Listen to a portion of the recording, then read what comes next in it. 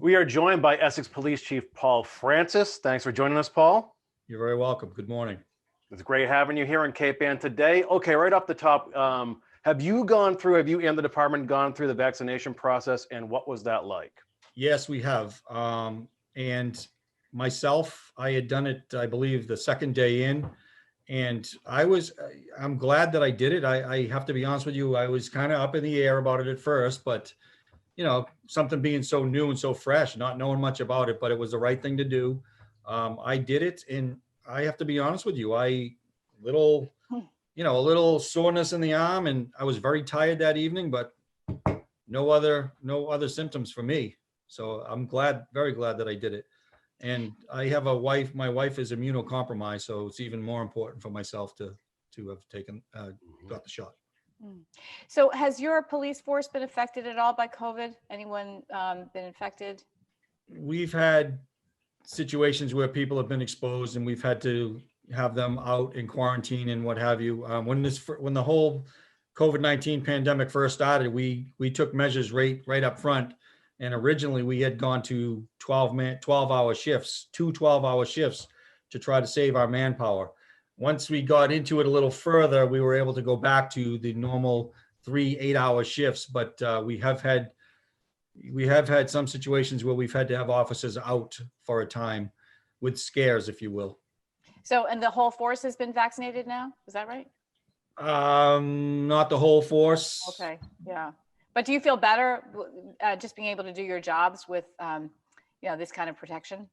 I do. I feel a lot better knowing that there'll be more protection out there. I mean, because there's so many unknowns with it. I do. Yeah. I'm glad.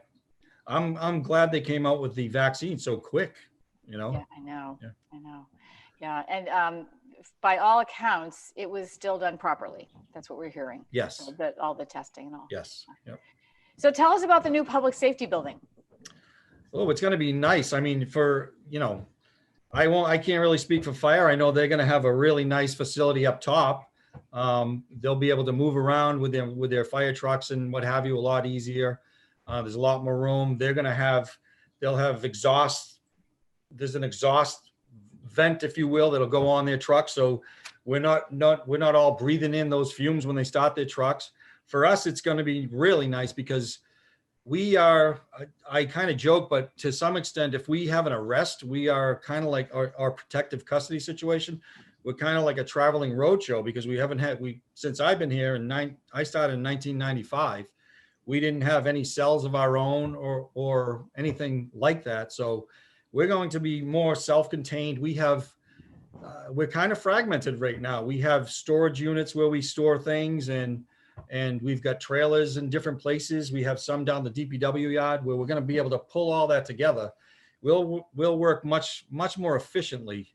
So it's going to be great for us, and just not having to send officers out of town if we have a protective custody or an arrest situation, which obviously the less we have of those, the better. But there are times, and to travel out of town, it concerns me. I don't want someone getting hurt or what have you. So we're looking forward to it. There's so much more that we're going to be able to do in that building. And there's going to be a training room, if you will, upstairs where the fire department and the police department can use that. And we can actually bring trainings in. So we can sponsor trainings up there, which is real nice because it can allow us to bring in some qualified people to help us train. So we're looking forward to it.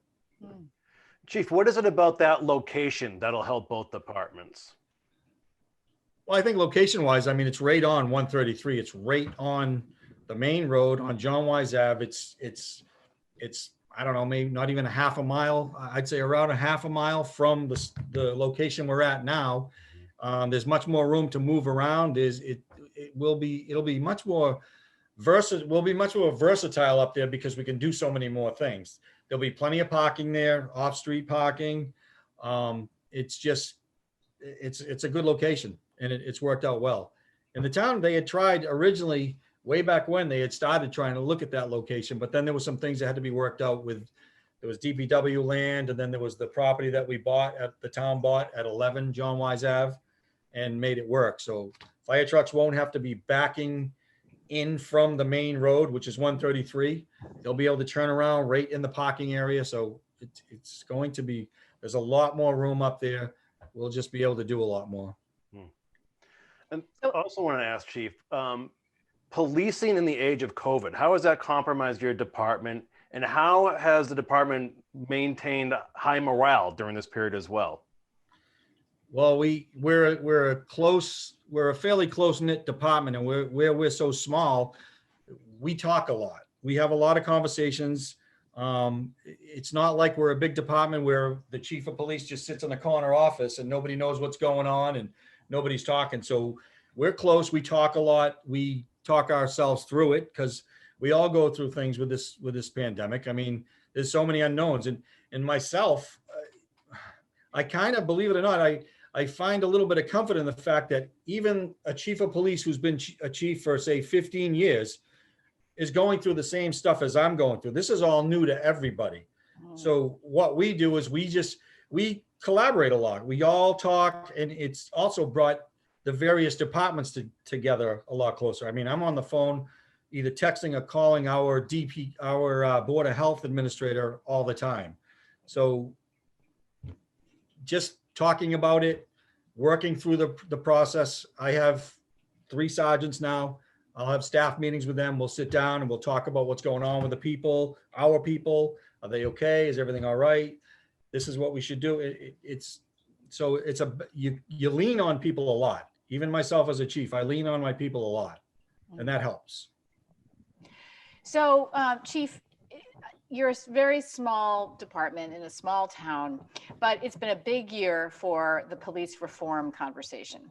Do you want to make any sort of statement about that? How you felt about it personally, professionally?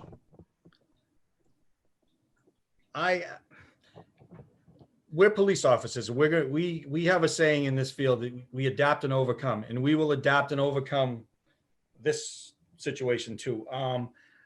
I would be remiss if I didn't tell you that I did find a little bit of it disheartening, because I feel as though at times there were some who painted us as not so nice, if you will.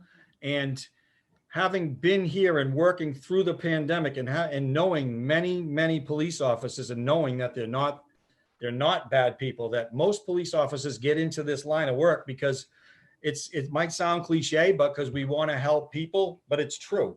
When you help somebody, or you realize that, you know what, maybe my actions, maybe that helps save that person's life or what have you, it does something for you. And then I've even said to others that sometimes that's more important than money. So to have some people come out and kind of disparage this field, it's been a little disheartening. And I do see a lot of people. I have people come up to me all the time. What are we going to do? I'm not sure what I want to do, if I want to even stay in this position. But like I tell them, we will get through this. We've gotten through a lot. We'll get through this, but I can certainly understand how sometimes they get a little down, because we're not. We go out there and we try to do the best job we can, and we don't want to hurt people. That's not what we're about. And I tell people all the time, and I've said this since way before this, there is nobody that dislikes a dishonest, unscrupulous police officer more than a good police officer. So I did find some of it disheartening, but again, we'll get through it.